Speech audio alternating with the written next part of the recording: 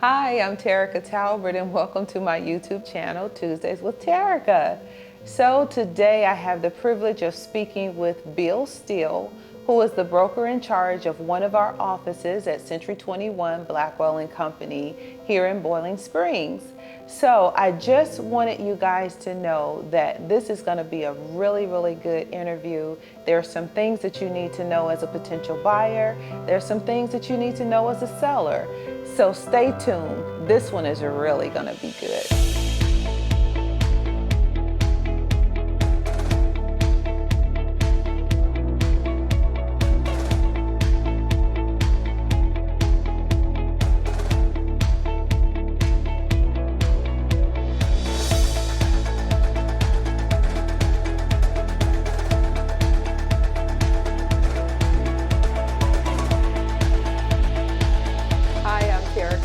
And welcome to my YouTube channel, Tuesdays with Terica. So today it is an honor and a privilege to be able to speak with Bill.Still, who is a broker in charge at our Century 21 Blackwell Company office in Boiling Springs. We are so happy to have you today, Bill. Thank you, Thank Terica. you for taking time to hang out with us. My pleasure.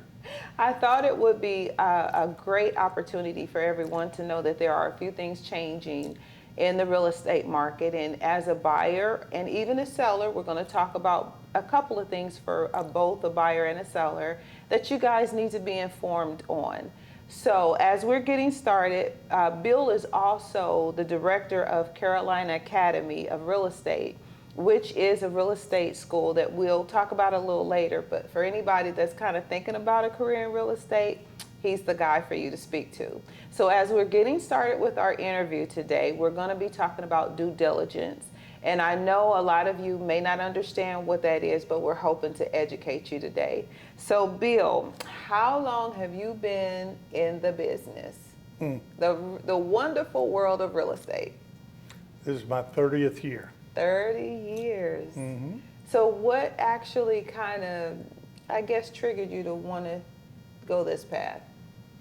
Well, I started out 20 years in the textile business and watched it go away. I had a father in the real estate business, an uncle in the real estate business, and a cousin as an appraiser in the real estate business. It was a family affair. It was. And so I thought I'd give it a shot. And so I got in 30 years ago, and I've loved every minute of it. I know you have a love for people, so I'm sure that played a big part in you wanting to actually do this, because you have to have a love for people to be in this business. It's not something that you can just do on your own, so I'm sure that has played a big part. So what about you training new agents? How do you feel about that? Because that's a part of your responsibility as a broker in charge, a big man on the big man. I love training new agents. New agents are the lifeblood of the industry. People come and go and filter out over the years, but if you can get a new agent that comes in and he has that, quote, fire in his belly to do the business, he'll be in for years and years and years, and he'll love the business. What do you think is a challenge for a new agent in this market now? Just a couple. I know there's several, but just yeah, what this comes is an unusual market right now. It's hard to get in at this point. It's so competitive on the purchasing side, particularly. There's not enough inventory right now, and so when you're competing with a skilled agent and there's 8 offers on the table, you really got to get them to understand how the contract works, how the negotiation works, to give them an opportunity to get one, because you don't want them to get frustrated and roll out of the business. Okay. You want them to be educated as an agent, but also have the ability to educate their buyers. Is that correct? Correct. Education of them and knowing their contract and what they're doing is the most important thing in the business, in my opinion. I agree. So with that being said, the new form, one of the new forms that we have is the due diligence. Can you share with our viewers, what does that mean for the average person? They probably have no clue. So, Well, the due diligence has actually been around in the contract for years. They changed it this year. That is the only option. There was repairs, there was as is, and there was due diligence. And the only thing that's left now is the due diligence. Due diligence is an opportunity for a buyer to take a free look at the house and then make a decision on a specified period of time whether they want to go forward or not with the deal. Okay, it's a little more complicated than the old procedures because there were certain things the buyer had to do. In due diligence, they can ask for anything, and they can get out for any reason. Okay, and that makes it a little tougher for the seller. Okay, because they're sitting there waiting and not sure whether the deal is going through till the end of the due diligence period. Right. Okay. They've also started in the business, even though it's been available before, to require the buyer or to ask the buyer to put down what they call due diligence funds. And that means we will take a free look, we will pay you so much for that. If we decide to get out of it, you keep the money, let's say $1,000 or something. And if we decide to go forward, it'll go towards the purchase of the price of the house. Okay. Okay. So with that being said, I just want to make sure that everyone is clear. This is separate from your earnest deposit. It doesn't have anything to do with your earnest deposit, your Correct. down payment, your closing costs. It is a completely separate fund that we're discussing. How does that look to a seller to be able to know that there is a due diligence amount that may come in on a particular property? So say for instance, there's multiple, like we said, multiple offers, and there's multiple offers that are submitted with different prices as far as what they wanting to give as a due diligence amount. Well, the first thing that the seller is going to do is look at the period, the due diligence period. It can be stated in the contract, and it can be as little as 0 or 15 or 20 days. 0 is almost as is contract, which to them is quite an advantage. If there's 15 days, then the amount of money comes into play because the cost in a market like this of keeping your property off the market has a value. Right. And they have to determine that value. It could be a large amount of money or it could be a small amount of money. It just depends on what they're comfortable with. The difference in it and the earnest money per se is the due diligence money is given by the buyer to the seller directly. Okay. Perfect. If the deal does not go through, then they have to hand the people the check. Okay, it doesn't go through the company like the other money does. Okay, so it's a little something they're not used to seeing in this market. Right. It went into effect in June. Everybody has a lot to learn and to get used to it. Okay, but I think it's a very workable situation. Okay. Well, I think I just kind of want to reiterate that the funds of due diligence is not for your realtor to hand to the seller. It is for you as a buyer to hand it to the seller. That is communication that you guys have without us having any involvement in that. As a realtor, we are to help with the earnest deposit. However, now we've gone to where most buyers are giving the earnest money directly to the attorney's office, but we can still help with that. That is completely separate. So in all that we're having as far as our conversation, we want you to know this is a completely separate transaction and a completely separate part of the contract that you may or may not be aware of. Right, and to clarify it just a little bit more, is that it is only paid if they pull out of the contract. Okay. Okay? If they go through with the contract, the money doesn't change hands, it goes in as part of the transaction. Okay, wonderful, wonderful. So if you move forward, You don't have to pay it. Right. If you back out, you owe that seller whatever you agreed to. Correct.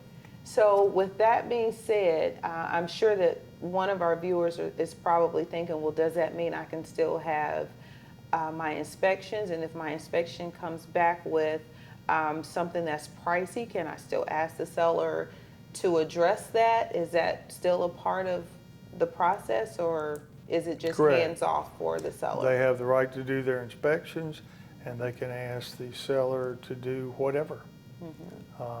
It's not like in the old days, there were only certain things that you could ask them, 7 specific things.